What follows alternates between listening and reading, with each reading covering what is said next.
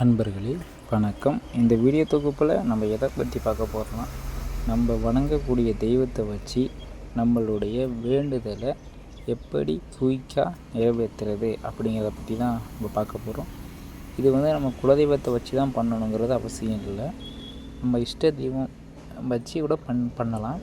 நீங்கள் இஷ்ட தெய்வம்னா நம்ம குலதெய்வம் இல்லாமல் நமக்கு பிடிச்ச தெய்வத்தை நம்ம வணங்குவோம்ல, இந்த தெய்வத்தை வச்சு கூட நம்ம வேண்டுதலை ஈஸியாக நிறைவேற்றிக்கலாம். இது ஆண் பெண் இருபாலருமே செஞ்சுக்கலாம்ப்பா. இவங்க தான் செய்யணும் அவங்க தான் செய்யணும் கிடையாது. ரெண்டு பேருமே செஞ்சுக்கலாம். பெண்களாக இருக்க பட்சத்தில் இந்த தீட்டு காலத்தில் மட்டும் இதை நீங்கள் செய்யக்கூடாது. இதை எப்போ செய்யணும் பார்த்தீங்க அப்படின்னா, ஒரு வளர்பிறையில் வரக்கூடிய ஞாயிற்றுக்கிழமையோ இல்லை செவ்வாய்க்கிழமையோ பண்ணலாம். அமாவாசை பௌர்ணமிகளை கூட பண்ணலாம்.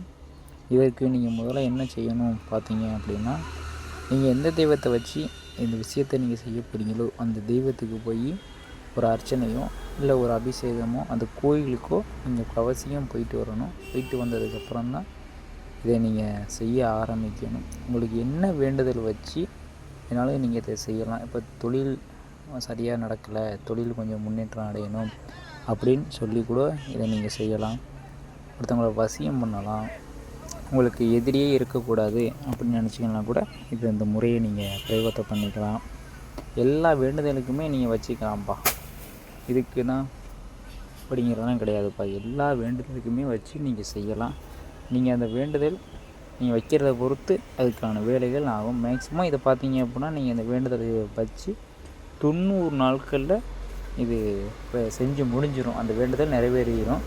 இதை நீங்கள் எப்போ ஆரம்பிக்கணும்னா, முன்னாடி சொன்ன மாதிரி தான் வளர்பிறையில் வரக்கூடிய ஒரு ஞாயிற்றுக்கிழமையோ இல்லை செவ்வாய்க்கிழமையோ அமாவாசை பௌர்ணமியில் தான் அது செய்யணும். மற்ற நாட்களில் செய்யக்கூடாது.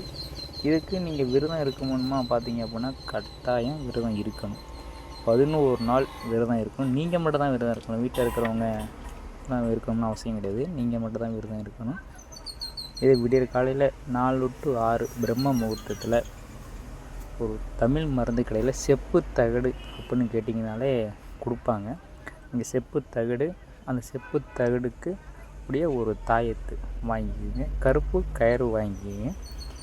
அந்த செப்பு தகடில் நான் ஸ்க்ரீனில் கொடுத்துருக்க இந்த பீஜியத்தை மனமாற உங்கள் குலதெய்வம் முதல் இஷ்ட தெய்வம் வரைக்கும் அனைத்து தெய்வங்களையும் மனமாற வணங்கினது ஒரு சக்கரம் போட்டு நடுவில் நான் கொடுத்துருக்க அந்த பீஜியத்தை ரீம் அப்படிங்கிற பீஜியத்தை எழுதி ஒரு மஞ்சளில் தண்ணியில் கலக்கி அதில் அந்த தாயத்தையும் எந்திரத்தையும் கருப்பு கலர் கயிறு வாங்கியில் அதையும் போட்டு எடுக்கணும். ஒரு 3 தடவை முக்கி எடுத்த பிறகு உங்களுக்கு நீங்கள் எந்த தெய்வத்தை வச்சு நீங்கள் இதை செய்ய போகிறீங்களோ அந்த தெய்வத்தோட படம் இருந்தால் அந்த படத்துக்கு தூப தீபமாக காட்டுங்க. இல்லை அப்படிங்கிற பட்சத்தில் அந்த தெய்வமாக நினச்சி ஒரு விளக்கு ஏற்றினாவே போதும். நீங்கள் அந்த மஞ்சளில் முக்கி எடுத்தீங்கன்னா எந்திரம், தாயத்து, கயிறு இதெல்லாம் ஒரு வாழை இலையோலையோ இல்லை ஒரு விபூதி தட்டிலையோ வச்சு அதுக்கு தூப தீபம் காட்டி வெத்தலை, பாக்கு, பூ, பழம், தேங்காய், பத்தி, சூடை, சாம்பிராணிலாம் காட்டி மனமாற தெய்வங்கள்லாம் வணங்கின பிறகு, உங்கள் முன்னோர்களெல்லாம் வணங்கின பிறகு உங்களுக்கு என்ன நடக்கணும் அப்படின்னு நீங்கள் நினைக்கிறீங்களோ வேண்டுதல் இருக்கோ அதை நீங்கள் முதல்ல சொல்லி, நான் கொடுத்துருக்க அந்த பீஜத்தை நீங்கள் வரைஞ்சிருக்கீங்க அந்த எந்திரத்தை வலது கை உள்ளங்கையில் எடுத்து ஓம் ரீம் நீங்கள் என்ன தெய்வத்தை சொல்கிறீங்கன்னு நினைக்கிறீங்களோ அந்த தெய்வத்தோட பேரை சொல்லி நமக அப்படின்னு கூட சொல்லலாம். ஒரு நாளைக்கு 108 தடம் ஏற்றி தொடர்ந்து 11 நாட்கள் இந்த மந்திரத்தை நீங்கள் ஜபிக்கணும். இப்போ விடியற் காலையில் 4 to 6 ஜபிக்கணும். இதுக்கு அவசியம் விரதம் தான் இருக்கணும்.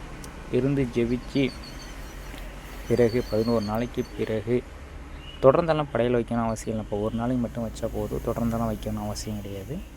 வச்ச பிறகு அந்த தாயத்துக்குள்ளே இந்த எந்திரத்தை சுருட்டி வச்சிங்கன்னா வச்சு மூடி போட்டு பெவிக்கு ஒட்டிங்கப்பா. இல்லைன்னா மேக்ஸிமம் இந்த மூடிலாம் கலண்டுது. நம்மளே நிறைய வாட்டி கொடுத்துருக்கோம். சில பேர் கலண்டு வந்துடுன்னு சொல்லிடுறாங்க.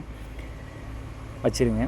வச்ச பிறகு நீங்கள் அதை வலது மணிக்கட்டுலையோ இல்லை உங்கள் கழுத்துலேயோ நீங்கள் அணிஞ்சிக்கிட்டீங்க அப்படின்னா உங்கள் வேண்டுதல் ஆனது அந்த 90 நாள்லேயே நடந்து முடிஞ்சதுக்கு பிறகு நீங்கள் எந்த தெய்வத்தை வச்சு பிரயோகம் பண்ணீங்களோ அந்த தெய்வத்துக்கு கோயிலுக்கு போய் ஒரு அர்ச்சனையோ இல்லை ஒரு மாலை கட்டி போட்டோ அந்த தெய்வத்தை மனமாற வணங்கிட்டு நீங்கள் அடுத்தும் இதே மாதிரி பிரயோகம் பண்ணிங்க அப்படின்னா இன்னமும் குயிக்காக அதுக்கான ரிசல்ட்டு 90 நாள் அப்படிங்கிறது இன்னமும் குயிக்காக வேலை செய்ய ஆரம்பித்து உங்களுக்கு ரிசல்ட்டு நல்லா கிடைக்கும்ப்பா.